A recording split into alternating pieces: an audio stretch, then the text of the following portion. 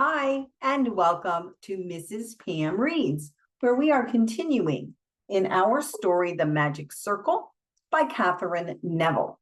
In our last video, Ariel, Dacian, and Wolfgang had rented a private viewing, reading, research area, and they are stashing the pages of the manuscript within books in that private room, hoping that it will take at least 20 years for somebody to figure out where they are and start accumulating them again.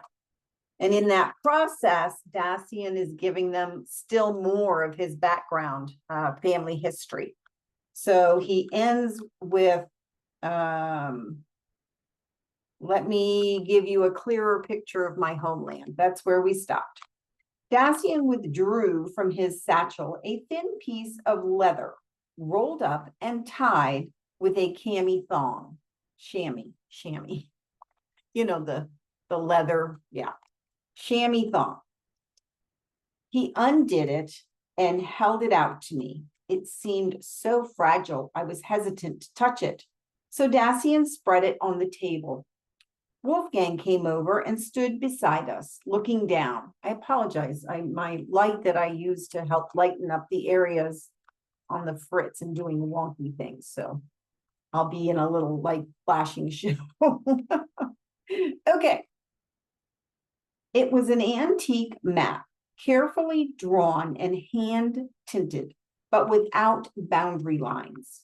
The map I just studied all that morning, depicting pretty much the same terrain. So I felt topographically acquainted with the turf without the labels. The inland seas were the Aral and the Caspian, the main watercourses, the Oxus and the Indus, and the mountain ranges, the Hindu Kush, the Pamirs, and the Himalayans. Ooh. The only lines drawn in were dotted ones that might designate major travel routes. A few circles were drawn indicating geographical features, a few recognizable ones like Mount Everest. But it was hard to guess others without those artificial demarcations designating national boundaries we're so accustomed to. Anticipating this, Dacian unfolded a sheet of translucent tissue marking the present boundaries and laid it over the map so the separate regions again leapt to life. So many people have lived here over the centuries, it blurs one's awareness of what's important. He explained, these circles on the map are sites of legendary, even magical significance that transcend political changes. For instance, here, he indicated a spot where a pod-like protrusion of Afghanistan slipped between two mountainous regions of Russian Tajikistan and Pakistan in a long extended flow that reached out to touch westernmost China. All right, there's a map here, so I'm going to try and show it to you. We'll see how opposite. I got to go opposite. Okay. Probably slightly crooked, but there's the idea of the map. All right. Sorry, I can't see when the book is in front of me. All right. It's surely no accident, said Dacian, that the first of the major upheavals announcing our entry into the new aeon should occur in this particular corner of the world. From ancient times, more than any other spot on Earth, it has acted as a cultural cauldron mingling east, west, north, and south. So it provides the perfect microscom of this new age nearly upon us. But if this age is to be a wave, tearing down walls and mingling cultures, said Wolfgang, I don't see how it connects with this part of the world, especially Afghanistan, where Russia's bloody but insignificant little war is unlikely to affect any culture but that one. Okay, now remember this, they are in time in 1989. Not so insignificant. A turning point has been reached, said Dacian. Perhaps you think it coincide that only this February, the Soviets withdrew from that unfortunate war 10 years after invading.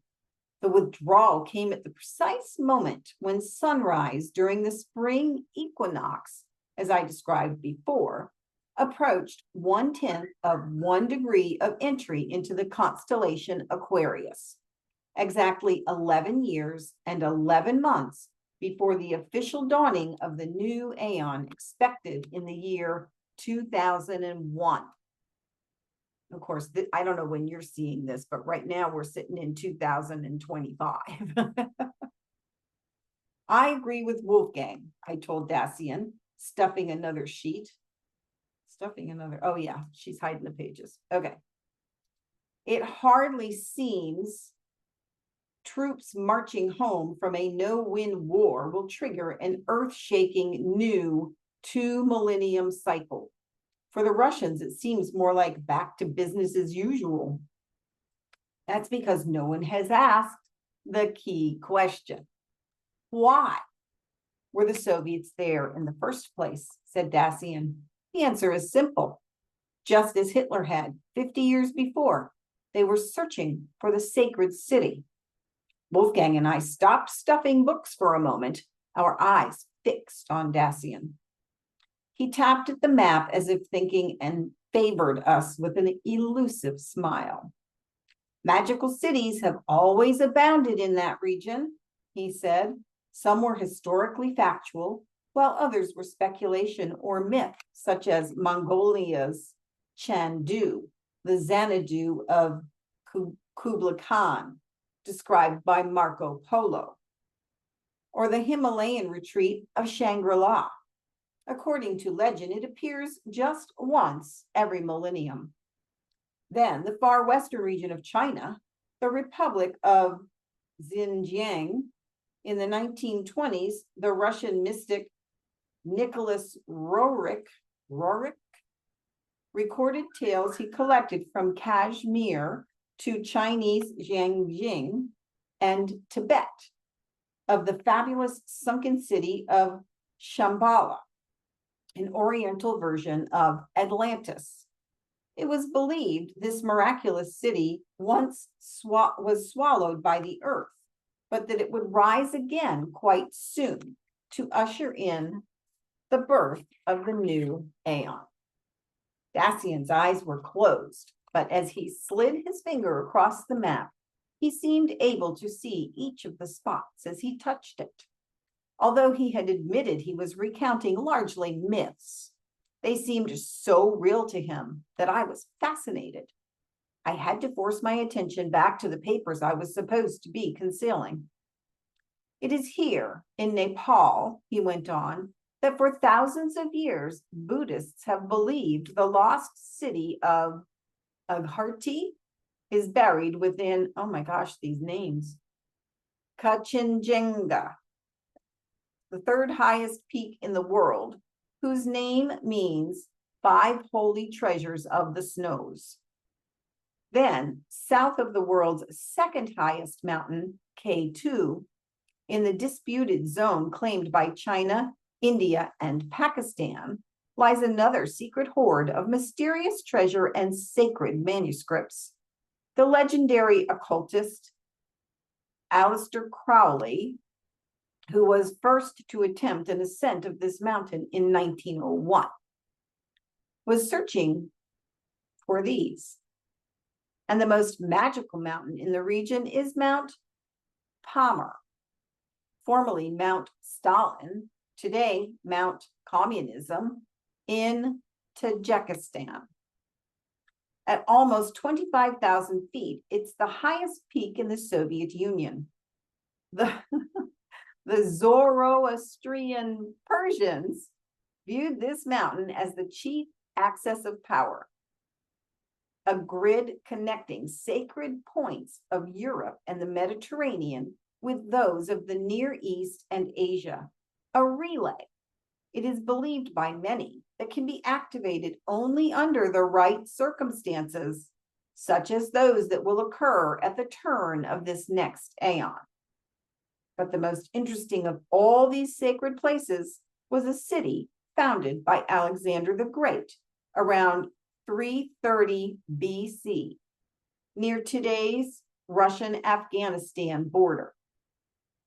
According to legend, it was on this spot, thousands of years ago, that a city of great mystery and magic once stood. The last of the fabled 7 cities of Solomon. King Solomon? Said Wolfgang in an odd tone. But is it possible? He got up, quietly spoke to the librarian outside, pulled the book-laden doors shut, and came back to sit beside me. I kept stuffing Pandora's papers into volumes, my head down so no one could see my face. I knew this reference to Solomon was no casual remark on Dacian's part, any more than Sam's many allusions of the Solomon's knot he'd left on my car mirror, the anagrams and phone memos directing me to the Song of Songs, or Song of Solomon. Plenty of input, but what did it mean? I felt like a reactor at critical mass. I sat there trying to shove my control rods back in and focus on the connections. I slid my pile of books to Wolfgang, who handed me another. It's a part of the world few would associate with Solomon, Dacian conceded, yet an entire range between the Indus Valley and Afghanistan, just south of where the hidden city is thought to be, is named for him. The Suleimans,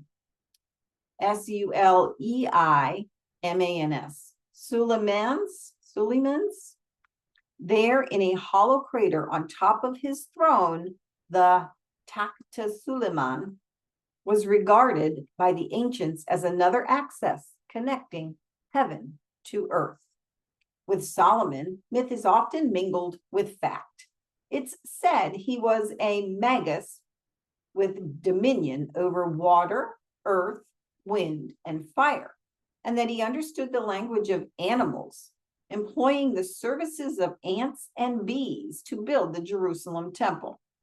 That doves and fays designed his magical city of the sun in Central Asia, a place long sought by Alexander the Great through many lands. When Solomon took Balquis, Queen of Sheba, on a tour of the many cities he'd created, aboard a magic carpet on which he'd placed a royal throne, the queen looked back toward her homeland. I know at least the magic carpet part is not biblical. So remember, this is a historical fiction. I don't know how much of it is research-based and true, and I'm pretty sure the magic carpet part's made up, but it could be a true fable or a myth about Solomon. Okay. Solomon's genie scooped the hollow from the mountaintop and set down the throne so she had a better view. A real Takhta Suleiman was recorded in the expedition survey in the region in 1883. There was also a Persian fire temple from the time of Alexander built on the very spot. The link with fire worship is of importance to our story. Alexander and Solomon, each with one foot dipped in history and one in legend, are linked in other ways too. In the lore of Hindus, Baptists, Tantric Tibetans, Nestorian Christians, even the holy book of Islam, the Quran. Solomon and Alexander are mentioned in the Quran? I said, surprised. Indeed, said Dacian. One of the hollows so intriguing to Wolfgang was described in the Quran. A magical luminous green stone believed to have fallen from the sky millions of years ago. Solomon, an initiate into the secrets of the Persian Magi, had a chunk from it mounted in a ring which he wore at all times until his death. Alexander later sought this stone for the powers it rendered over heaven and earth. Still listening, I resumed stuffing books as Dacian began his tale. Okay. I honestly don't know. It's a historical fiction. I don't know if any of that information is based in fact about a green stone. I'm pretty sure the magic carpet is not. But anyway, it is a historical fiction. It's a thriller. It's a suspense, and I am quite enjoying it. I hope you are. I hope you guys have a great day, and I will see you next time. Bye.